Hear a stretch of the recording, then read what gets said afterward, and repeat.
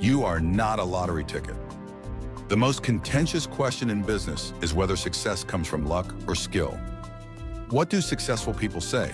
Malcolm Gladwell, a successful author who writes about successful people, declares in Outliers that success results from a patchwork of lucky breaks and arbitrary advantages. Warren Buffett famously considers himself a member of the Lucky Sperm Club and a winner of the ovarian lottery. Jeff Bezos attributes Amazon's success to an incredible planetary alignment and jokes that it was half luck, half good timing, and the rest brains. Bill Gates even goes so far as to claim that he was lucky to be born with certain skills, though it's not clear whether that's actually possible. Perhaps these guys are being strategically humble. However, the phenomenon of serial entrepreneurship would seem to call into question our tendency to explain success as the product of chance. Hundreds of people have started multiple multi-million-dollar businesses. A few, like Steve Jobs, Jack Dorsey, and Elon Musk, have created several multi-billion-dollar companies. If success were mostly a matter of luck, these kinds of serial entrepreneurs probably wouldn't exist. In January 2013, Jack Dorsey, founder of Twitter and Square, tweeted to his 2 million followers, "Success is never accidental." Most of the replies were unambiguously negative. Referencing the tweet in The Atlantic, reporter Alexis Madrigal wrote that his instinct was to reply, "Success is never accidental," said all multimillionaire white men. It's true that already successful people have an easier time doing new things, whether due to their networks, wealth, or experience. But perhaps we've become too quick to dismiss anyone who claims to have succeeded according to plan. Is there a way to settle this debate objectively? Unfortunately not, because companies are not experiments. To get a scientific answer about Facebook, for example, we'd have to rewind to 2004, create 1,000 copies of the world, and start Facebook in each copy to see how many times it would succeed.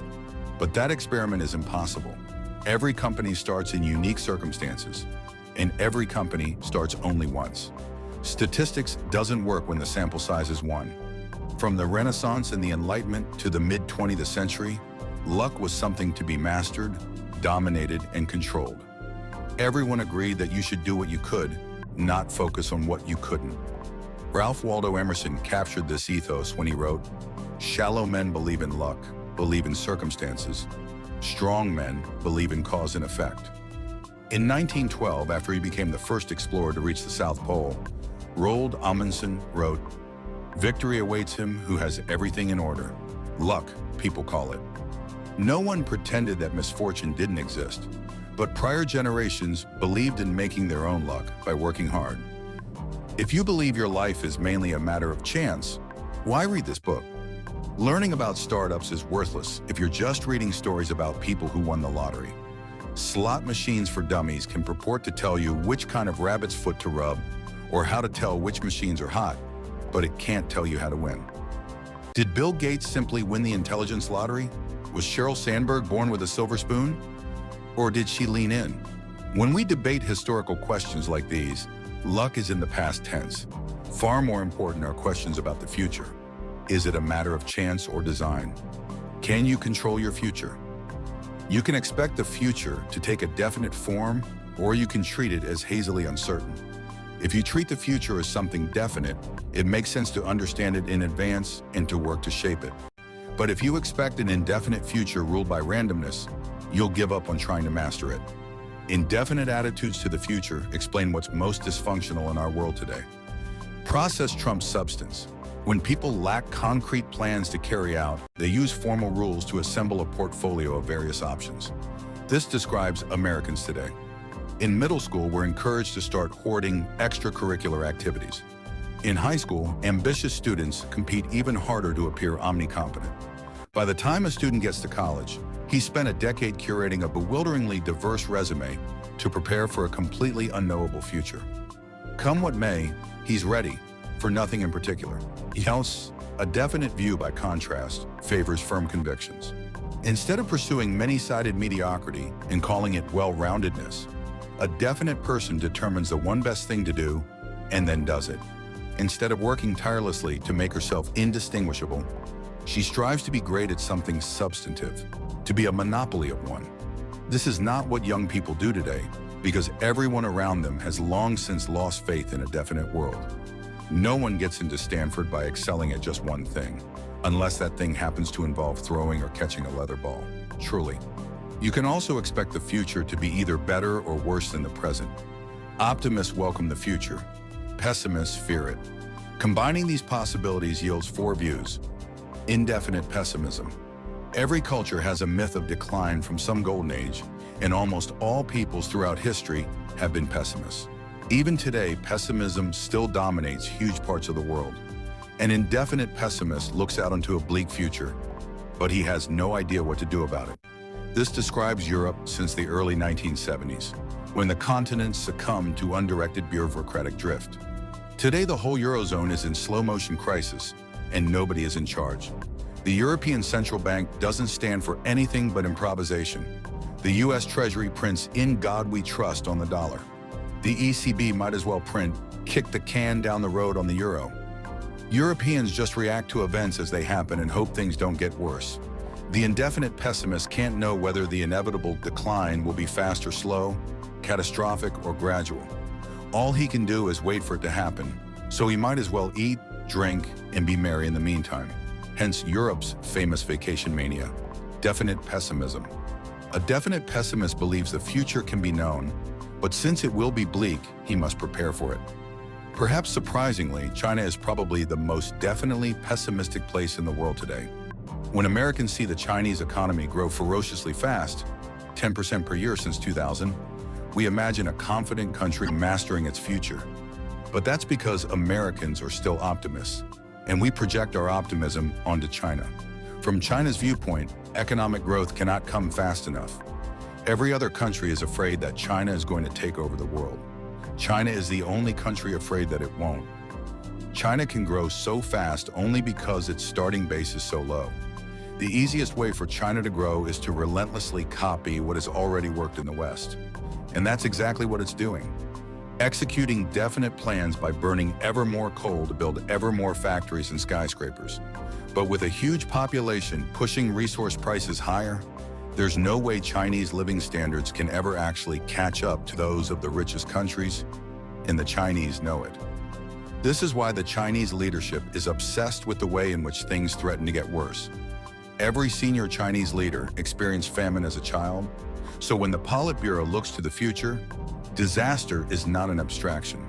The Chinese public, too, knows that winter is coming.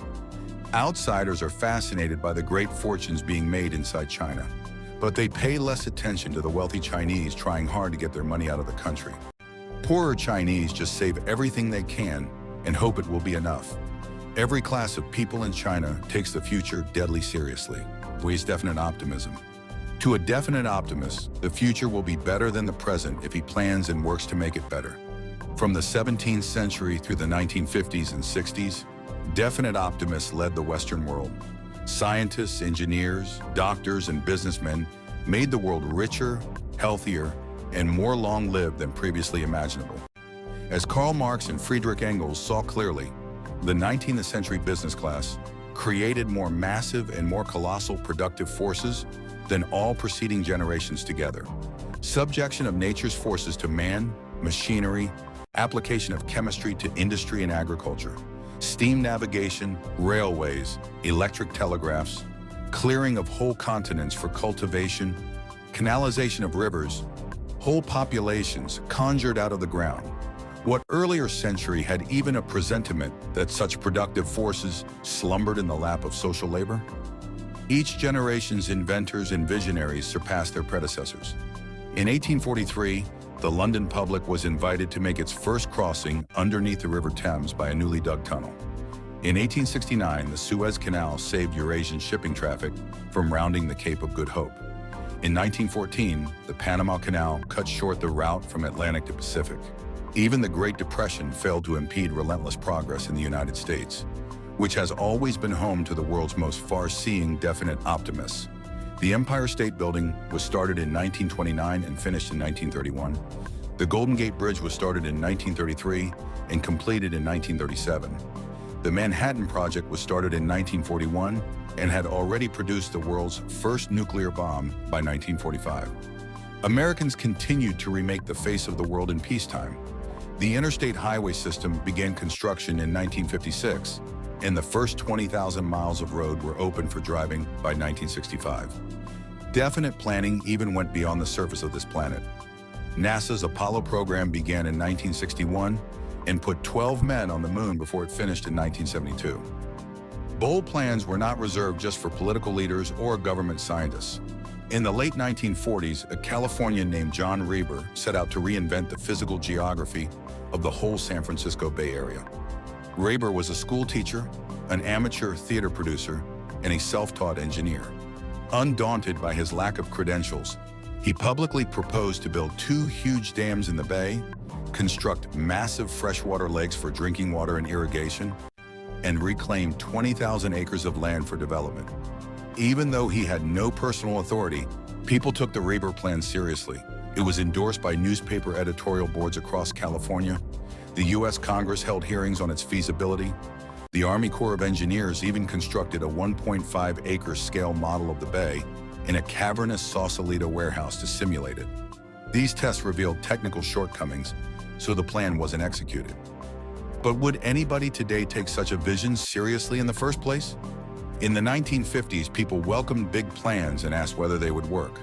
Today, a grand plan coming from a school teacher would be dismissed as crankery, and a long-range vision coming from anyone more powerful would be derided as hubris. You can still visit the Bay model in that Sausalito warehouse, but today it's just a tourist attraction. Big plans for the future have become archaic curiosities.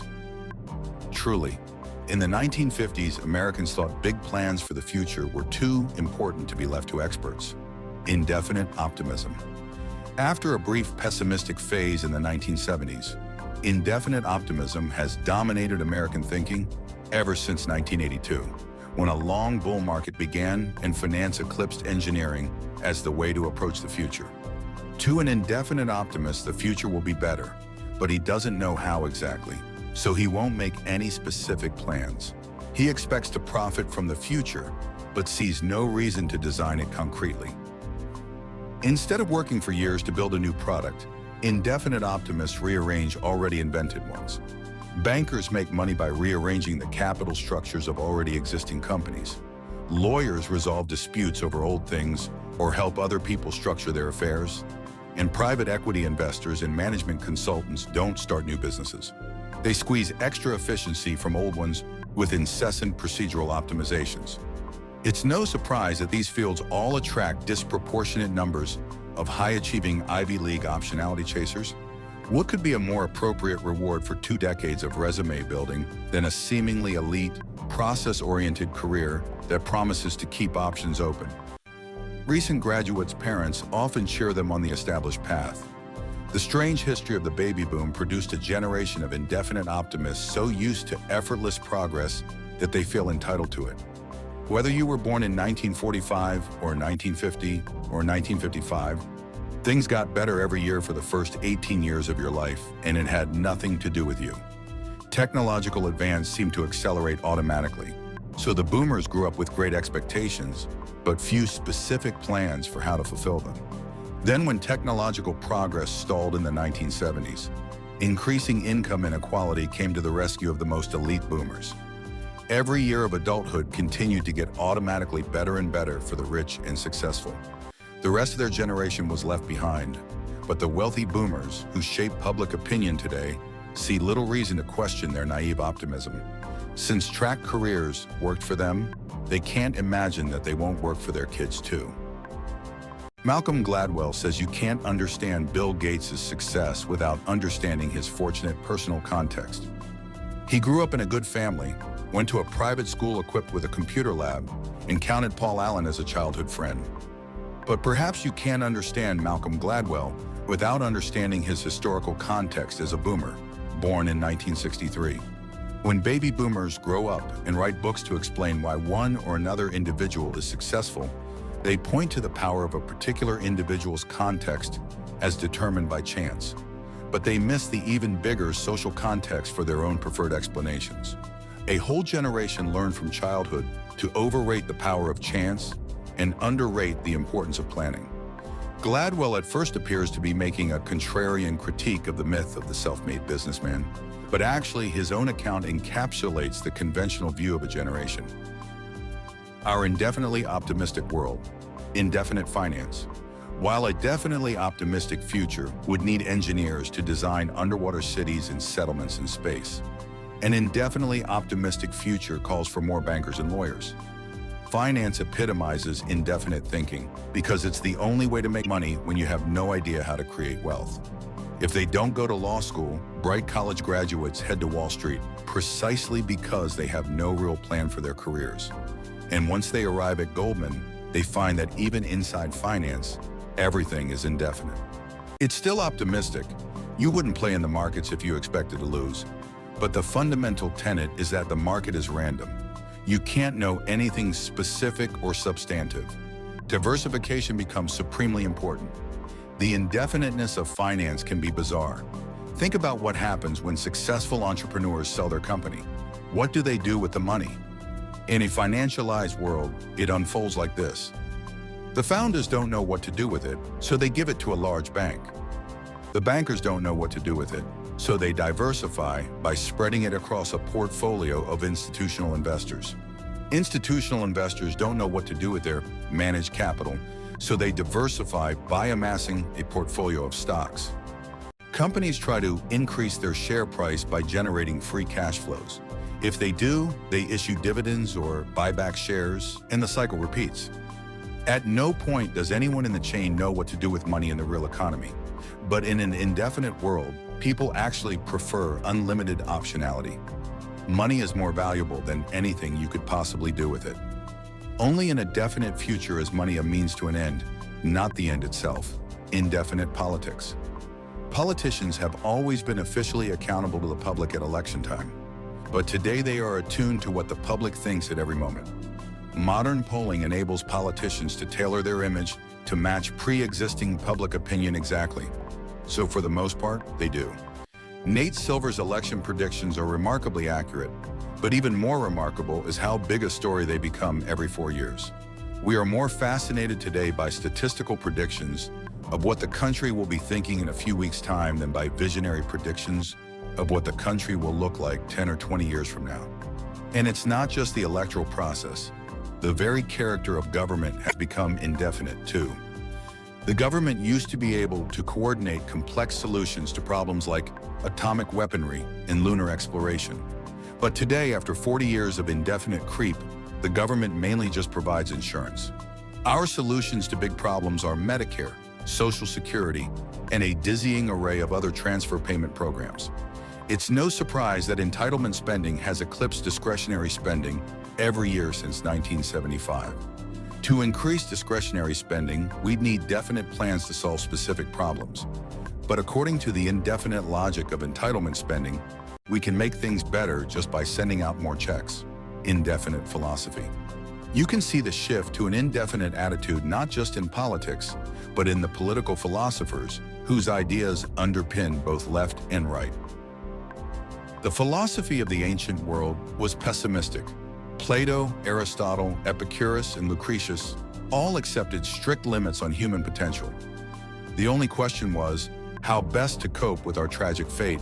Modern philosophers have been mostly optimistic. From Herbert Spencer on the right and Hegel in the center to Marx on the left, the 19th century shared a belief in progress. Remember Marx and Engels' encomium to the technological triumphs of capitalism from this page.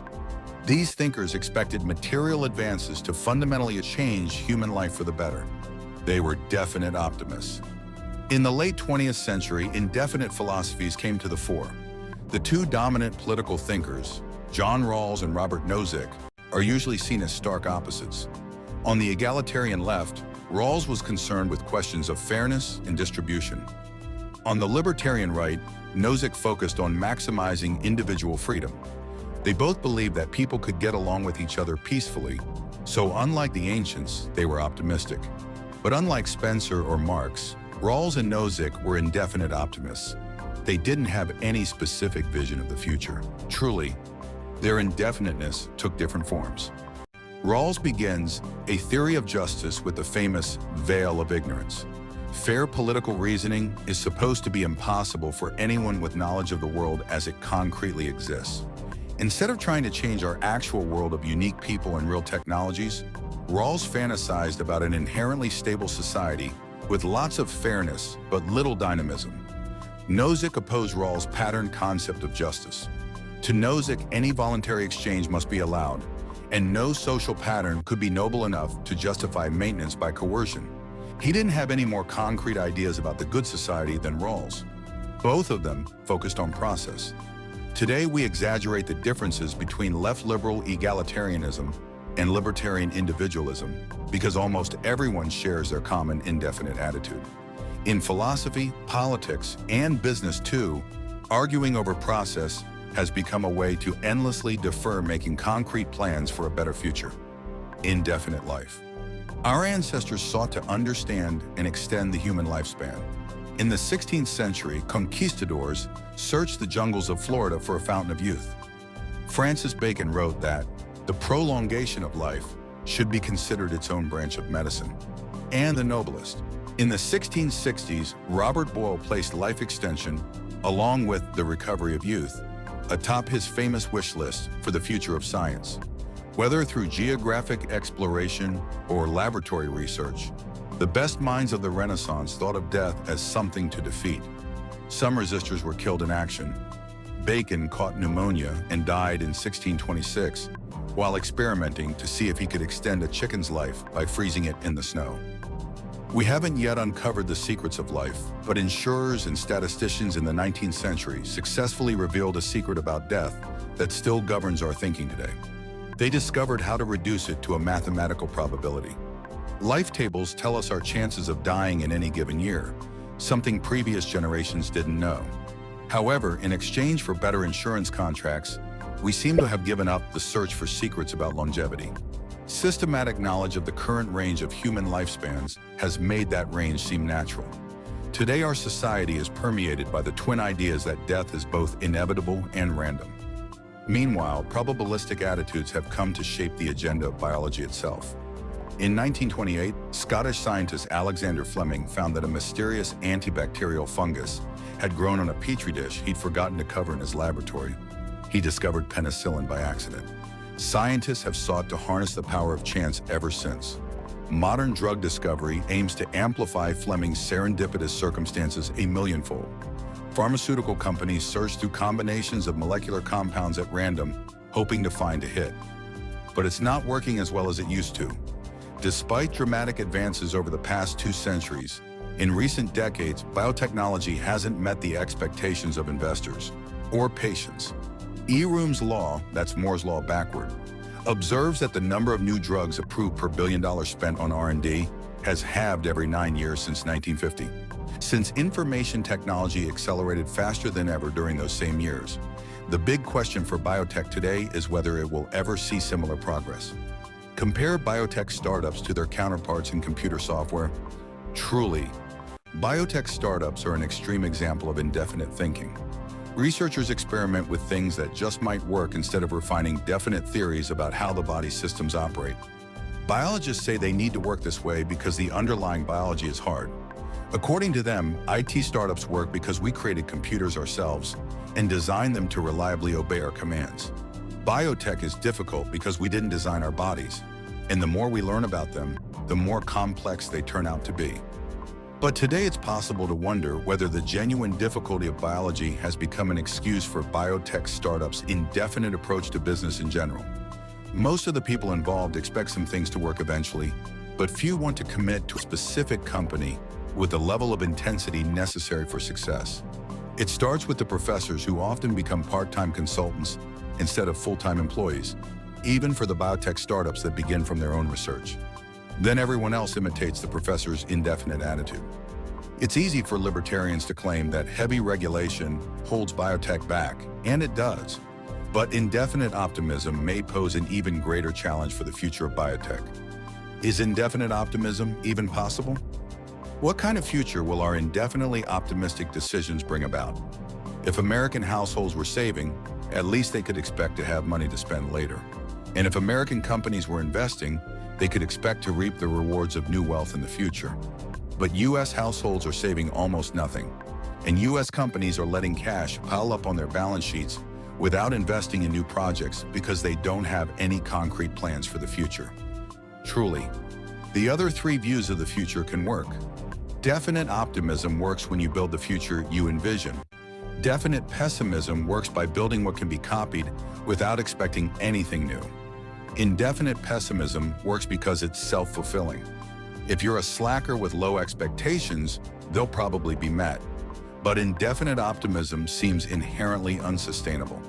How can the future get better if no one plans for it? Actually, most everybody in the modern world has already heard an answer to this question. Progress without planning is what we call evolution. Darwin himself wrote that life tends to progress without anybody intending it. Every living thing is just a random iteration on some other organism, and the best iterations win.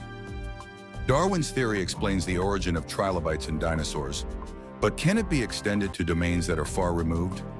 Just as Newtonian physics can't explain black holes or the Big Bang, it's not clear that Darwinian biology should explain how to build a better society or how to create a new business out of nothing. Yet in recent years, Darwinian or pseudo-Darwinian metaphors have become common in business. Journalists analogize literal survival in competitive ecosystems to corporate survival in competitive markets. Hence all the headlines like digital Darwinism, dot-com Darwinism, and survival of the clickiest.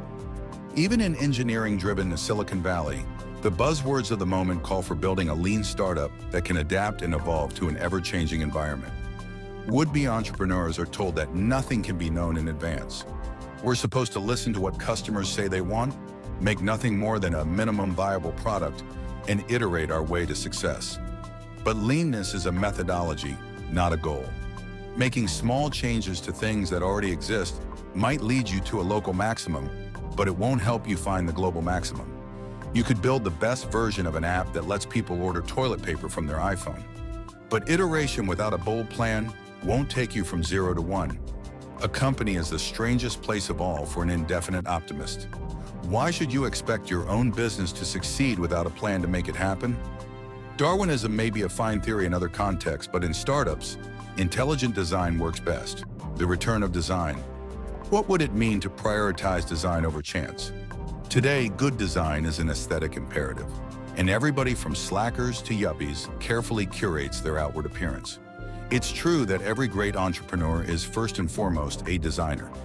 Anyone who has held an iDevice or a smoothly machined MacBook has felt the result of Steve Jobs' obsession with visual and experiential perfection. But the most important lesson to learn from Jobs has nothing to do with aesthetics. The greatest thing Jobs designed was his business.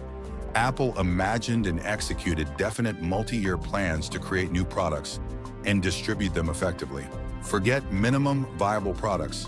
Ever since he started Apple in 1976, Jobs saw that you can change the world through careful planning, not by listening to focus group feedback or copying others' successes. Long-term planning is often undervalued by our indefinite short-term world. When the first iPod was released in October 2001, industry analysts couldn't see much more than a nice feature for Macintosh users that doesn't make any difference to the rest of the world. Jobs planned the iPod to be the first of a new generation of portable post-PC devices, but that secret was invisible to most people. One look at the company's stock chart shows the harvest of this multi-year plan. Truly, the power of planning explains the difficulty of valuing private companies. When a big company makes an offer to acquire a successful startup, it almost always offers too much or too little. Founders only sell when they have no more concrete visions for the company, in which case the acquirer probably overpaid. Definite founders with robust plans don't sell, which means the offer wasn't high enough. When Yahoo offered to buy Facebook for $1 billion in July 2006, I thought we should at least consider it. But Mark Zuckerberg walked into the board meeting and announced, "Okay guys, this is just a formality. It shouldn't take more than 10 minutes. We're obviously not going to sell here." Mark saw where he could take the company, and Yahoo didn't. A business with a good definite plan will always be underrated in a world where people see the future as random. You are not a lottery ticket. We have to find our way back to a definite future, and the Western world needs nothing short of a cultural revolution to do it. Where to start? John Rawls will need to be displaced in philosophy departments. Malcolm Gladwell must be persuaded to change his theories. And pollsters have to be driven from politics. But the philosophy professors and the Gladwells of the world are set in their ways, to say nothing of our politicians. It's extremely hard to make changes in those crowded fields, even with brains and good intentions. A startup is the largest endeavor over which you can have definite mastery. You can have agency not just over your own life, but over a small and important part of the world. It begins by rejecting the unjust tyranny of chance. You are not a lottery ticket.